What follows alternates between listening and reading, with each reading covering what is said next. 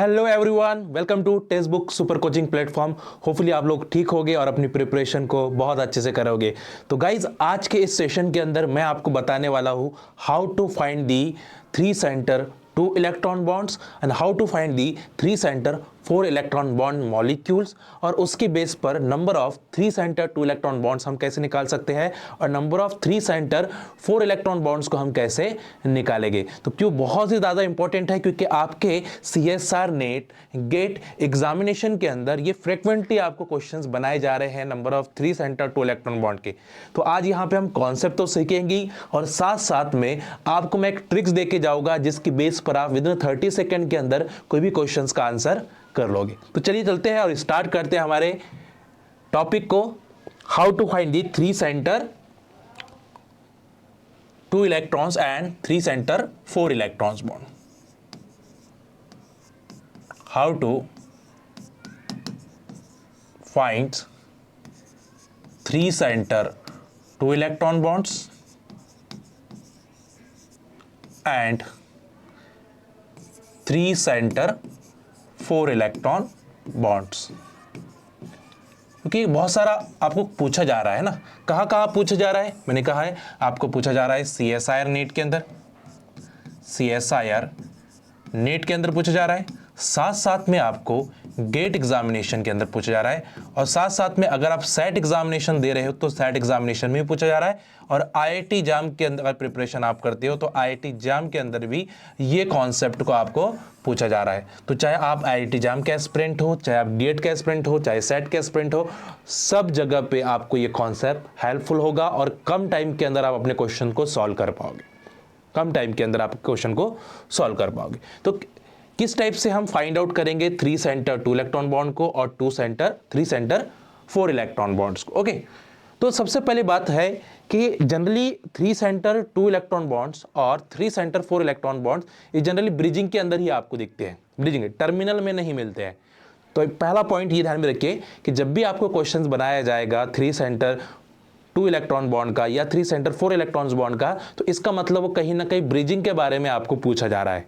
ठीक है, पूछा जा रहा है। तो देखिए समझिए, हम बेसिक सा एग्जांपल लेते हैं जो आप हमेशा पढ़ते हो, बोरॉन फैमिली के अंदर पढ़ते हो, केमिकल बॉन्डिंग के अंदर आप इसको पढ़ते हो कि जो BH3 होते हैं, ये BH3 के अंदर कोई बैक बॉन्डिंग नहीं होती है, बैक बॉन्डिंग नहीं होती, बिकॉज बोरॉन के पास वैकेंट ऑर्बिटल तो है बट हाइड्रोजन के पास कोई लोन पेयर ऑफ इलेक्ट्रॉन्स नहीं है। अगर इनके पास कोई लोन पेयर ऑफ इलेक्ट्रॉन्स नहीं है तो ये अपने आप को स्टेबलाइज करने के लिए क्या करेंगे, डाइमराइजेशन करेंगे, क्योंकि इसके पास टोटल नंबर ऑफ इलेक्ट्रॉन 6 है और 3 इलेक्ट्रॉन पेयर है। अपनी ऑक्टेट को कंप्लीट करने के लिए ये क्या कर देते हैं, डाइमराइजेशन कर देते हैं और BH3 कन्वर्ट हो जाता है डाइबोरेन के अंदर।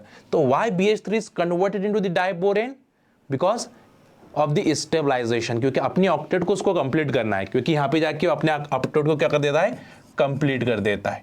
ठीक है, तो ये लेविस एसिड करके एक्ट होते हैं but they does not act as a Lewis acid, does not act as a.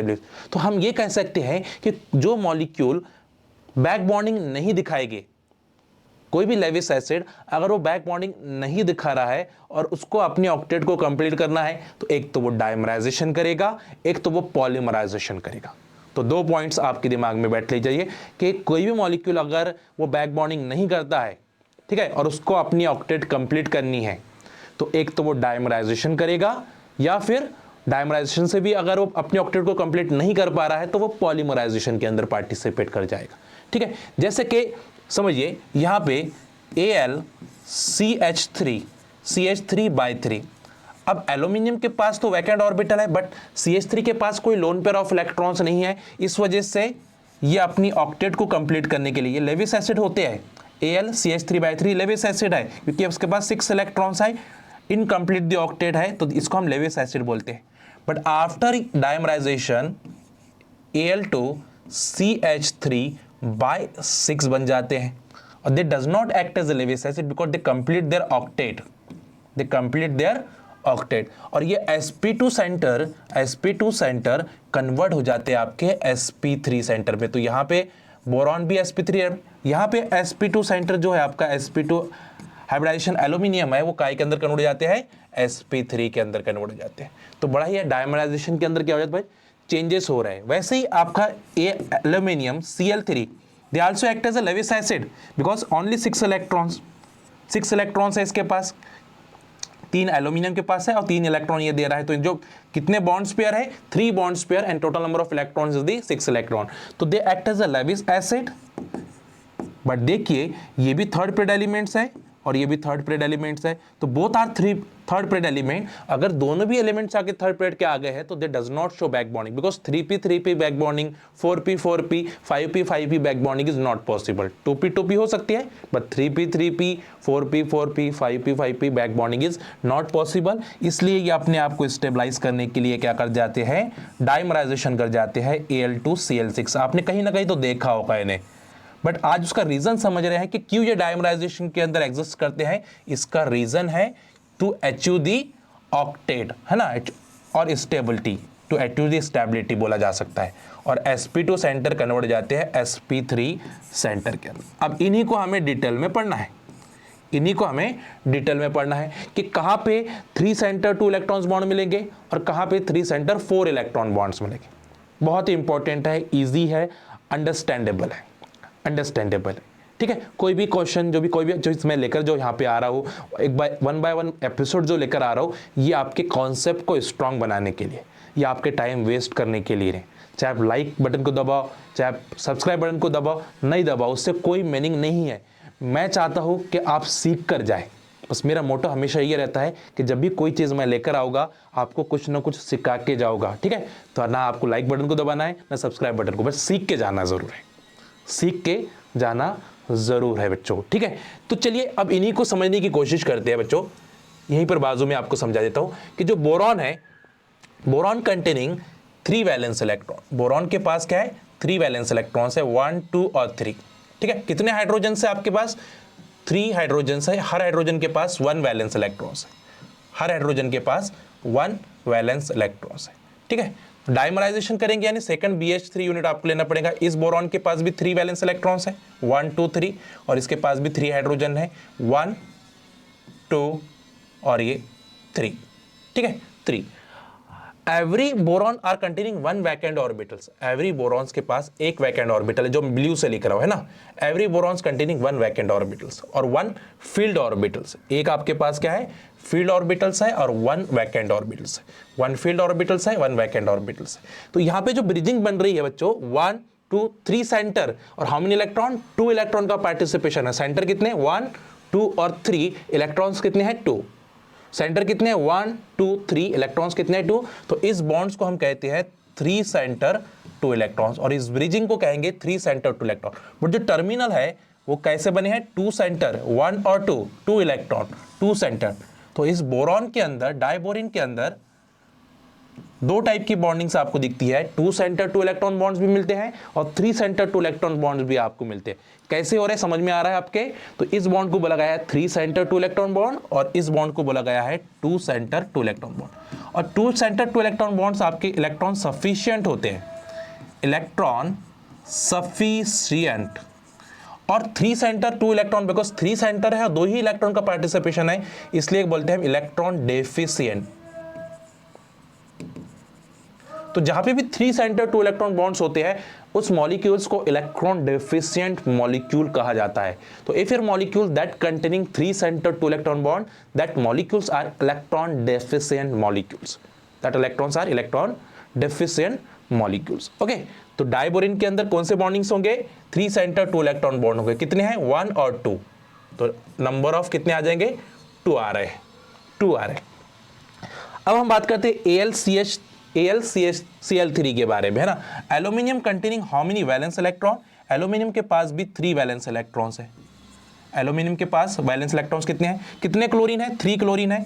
तो ये आपका 1 क्लोरीन, इसके पास 1 अनपेड इलेक्ट्रॉन्स, ये क्लोरीन इसके पास 1 अनपेड इलेक्ट्रॉन्स और ये क्लोरीन इसके पास 1 अनपेड इलेक्ट्रॉन्स, ठीक है। सेकेंड अगर आप लेते हो, सेकेंड एल्यूमिनियम से आप लोगे तो इसके पास भी 3 वैलेंस इलेक्ट्रॉन्स है। आप लोगे 1 2 3, कितने क्लोरीन्स है, 1 2 और ये 3, ठीक है। बट इस क्लोरीन्स के पास नॉन बॉन्डिंग इलेक्ट्रॉन्स भी है बच्चों। नॉन बॉन्डिंग यानी लोन पेयर ऑफ इलेक्ट्रॉन्स है। क्या है, lone pair of electrons. Lone pair of electrons, ठीक है। तो ये चलो ये टर्मिनल वाले तो 2 सेंटर 2 इलेक्ट्रॉन्स बॉन्ड बनाएंगे, इसमें कोई डाउट नहीं है कि टर्मिनल वाले 2 सेंटर 2 इलेक्ट्रॉन्स बॉन्ड बना रहे हैं। पर जो ब्रिजिंग है यहां पे ये तो 2 इलेक्ट्रॉन पार्टिसिपेट कर रहे हैं, एक लोन पेयर पार्टिसिपेट करिए, 2 इलेक्ट्रॉन का पार्टिसिपेशन हो रहा है, एक लोन पेयर का पार्टिसिपेशन हो रहा है। इसका मतलब 1 2 3 4 और सेंटर कितने हैं 1 2 3, तो ये बॉन्ड्स हो जाएंगे आपके 3 सेंटर 4 इलेक्ट्रॉन्स बॉन्ड। इस ब्रिजिंग को बोलेंगे 3 सेंटर 4 इलेक्ट्रॉन्स बॉन्ड। देखो ये 1 2 3 4, इसलिए इसको बोला जाएगा 3 सेंटर 1 2 3 सेंटर 4 इलेक्ट्रॉन का पार्टिसिपेशन। तो इस मॉलिक्यूल्स के अंदर जो ब्रिजिंग है उनके पास 3 सेंटर 4 इलेक्ट्रॉन्स बॉन्ड है और इनके अंदर 3 सेंटर 2 इलेक्ट्रॉन बॉन्ड्स है। आप ये समझ पा रहे होंगे कि how to find the 3 centre 2 electron bond and 3 centre 4 electron bonds. 3 centre 4 electron बहुत ही है। तो अगर आपके ब्रिजिंग में, आप हिंट दे देता हूं आपको, if you are bridging that containing R group, if you are bridging that containing R group, अगर आपके कॉम्प्लेक्स में कौन सा ग्रुप है, आर ग्रुप है, यानी R is equal to hydrogen, R is equal to alkyl group, वो हमेशा कौन सी ब्रिजिंग फॉर्मेशन करेंगे, 3 सेंटर 2 इलेक्ट्रॉन ब्रिजिंग बनाएंगे, 3 सेंटर 2 इलेक्ट्रॉन ब्रिजिंग और बॉन्ड्स बनेंगे। और if your bridging ligands act as a halogen, chlorine bromine iodine, generally वो क्या बना देंगे 3 सेंटर 4 इलेक्ट्रॉन बॉन्ड्स। तो आप समझ में आ गई है आपके कितना इजी है अंडरस्टैंड करना, कितना इजी है समझना, ठीक है। तो आप यहां पे एक सिंपल सी ट्रिक्स आपको दे देता हूं, कैसे आप आइडेंटिफाई कर रहे हो 3 सेंटर 2 इलेक्ट्रॉन बॉन्ड्स को और 3 सेंटर 4 इलेक्ट्रॉन ब्रिजिंग्स को, है ना। तो यहां पे कोई भी E is the centre elements कोई भी हो सकते हैं, हमें उससे कोई नहीं, बट अगर आपका ब्रिजिंग R है, अगर आपका ब्रिजिंग R है, समझ जाइएगा यहां पे जो ब्रिजिंग होगी वो 3 सेंटर 2 इलेक्ट्रॉन्स होगी। तो R इज इक्वल टू क्या हो सकते हैं, hydrogen, R is equal to CH3, R is equal to C2H5, R is equal to PH, ठीक है। तो ये हो जाएंगे 3 centre 2 electron bond, 3 centre. If E is the elements है आपके और यहां पे कोई X आता है, X is equal to halogen, X is equal to halogen है आपके, तो if bridging is the X क्या हो सकते हैं, क्लोरीन ब्रोमीन आयोडीन, राइट। तो हमेशा ये क्या बना देंगे 3 सेंटर 4 इलेक्ट्रॉन्स बना देंगे। बस इतना ही तो ध्यान में रखना है बच्चों, इतना ही ध्यान में रखो, इतना भी दिमाग लगा लिया आपके 2 to 4 मार्क कहीं नहीं जाएंगे, 2 to 4 मार्क कहीं नहीं जाएंगे। क्या है इसमें बताइए, कुछ है? एक बार कॉन्सेप्ट को समझ लिया कि बनता कैसे है बॉन्ड, उसके बाद कैसे उसको आइडेंटिफाई करेगा। तो मैंने पहले कॉन्सेप्ट समझाने की कोशिश की है, देन मैंने आपको समझाने की कोशिश की है कि अगर उतना भी नहीं समझ में आता है तो ब्रिजिंग में R ग्रुप प्रेजेंट है या X ग्रुप प्रेजेंट है, इतना ही देख लिया जाए। अगर R ग्रुप है तो 3 सेंटर 2 इलेक्ट्रॉन बॉन्ड्स बना देगा, वो इलेक्ट्रॉन डेफिशिएंट मॉलिक्यूल्स होंगे। ये क्या हो जाएंगे फिर आपके इलेक्ट्रॉन डेफिशिएंट, इलेक्ट्रॉन डेफिशिएंट। और 4 इलेक्ट्रॉन्स है तो इलेक्ट्रॉन सफिशिएंट हो जाएगा, रीच हो जाएगा, तो ये इलेक्ट्रॉन रीच हो जाएगा, इलेक्ट्रॉन सफिशिएंट और इलेक्ट्रॉन रीच, इलेक्ट्रॉन रीच, क्योंकि ऑब्वियसली इस बॉन्ड को 4 इलेक्ट्रॉन का पार्टिसिपेशन हो रहा है और यहाँ पे ओनली 2 इलेक्ट्रॉन पार्टिसिपेट कर रहे हैं। सेंटर 3 है और 2 इलेक्ट्रॉन का पार्टिसिपेट, सेंटर 3 है 4 इलेक्ट्रॉन का पार्टिसिपेशन है, तो रीच हो गया ना, सफिशिएंट हो गए, सफिशिएंट इलेक्ट्रॉन्स मिल गए उसको। यहाँ पे कहीं ना कहीं सफिशिएंट नहीं है, इसलिए डेफिशिएंट बोला गया, डेफिशिएंट बोला गया। बात समझ में आई बच्चों? ये है एक पॉइंट। नेक्स्ट पॉइंट की तरफ आते हैं कि जो बोरोहाइड्रेट्स होते हैं बच्चों, बोरोहाइड्रेट्स, जो बोरोहाइड्रेट्स है BH4 negative, they also act as a ligand, they also act as a ligand. ये लिगैंड करके एक्ट होते हैं।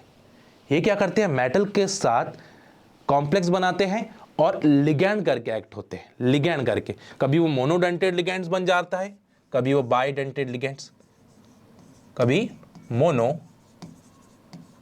डेंटेड लिगैंड बना देते हैं, कभी बाइडेंटेड जैसे बिहेव करता है, कभी ट्राइडेंटेड, नॉट टेट्राडेंटेड, ट्राइडेंटेड। तो ये जो BH4 लिगेंड्स है ये 3 टाइप से एक्ट कर सकता है। एक तो ओनली एक ही हाइड्रोजन की ब्रिजिंग बनाएगा, या फिर 2 हाइड्रोजन की ब्रिजिंग बनाएगा, या फिर 3 हाइड्रोजन की ब्रिजिंग बनाएगा, जिसको बोला गया है मोनोडेंटेट, बाइडेंटेट, ट्राइडेंटेट। इसको बोला गया है सिंगली ब्रिजिंग, डबली ब्रिजिंग, ट्रिपली ब्रिजिंग, ट्रिपली ब्रिजिंग्स, है ना। तो इसको हम ऐसा कह सकते हैं कि ये बोरॉन है, यहाँ पे सिर्फ एक ही हाइड्रोजन पार्टिसिपेट करेगा ब्रिजिंग बनाने में, बाकी के टर्मिनल पोजीशन पर रहेंगे, इसको मोनोडेंटेट कहा है। ठीक है, ये मेटल्स है बट 2 हाइड्रोजन का पार्टिसिपेशन हो रहा है, they called as the bidentate और डबली ब्रिजिंग। ठीक है, और यहाँ पे एक ही हाइड्रोजन टर्मिनल है, बाकी के जितने भी हाइड्रोजन्स होंगे वो ब्रिजिंग में पार्टिसिपेट करेंगे, तो that called is the tridentate, that called is the bidentate, that called is the monodentate. क्या बोला गया है? मोनोडेंटेट। अब ये डिपेंड किस पे करते हैं? तो monodentate, tridentate, bidentate depends on metals, depends on metal पे डिपेंड्स है। अगर एल्यूमिनियम है, बोरॉन हाइड्रेट के साथ अगर एल्यूमिनियम है तो ये डबली ब्रिजिंग दिखाएगी। कौन सी ब्रिजिंग? डबली ब्रिजिंग, और जिसको बोला जाएगा बाइडेंटेट फॉर्म और डबली ब्रिजिंग।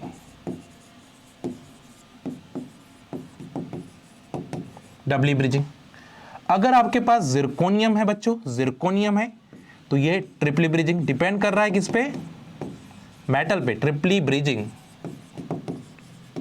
और इसको बोला गया है ट्राइडेंटेट। कौन से फॉर्म में एग्जिस्ट करेगा? ट्राइडेंटेट। और अगर वैनेडियम है तो मोनोडेंटेट फॉर्म में एग्जिस्ट करेगा। कैसे फॉर्म करेगा? मोनोडेंटेट फॉर्म और सिंगली ब्रिजिंग, सिंगली ब्रिजिंग।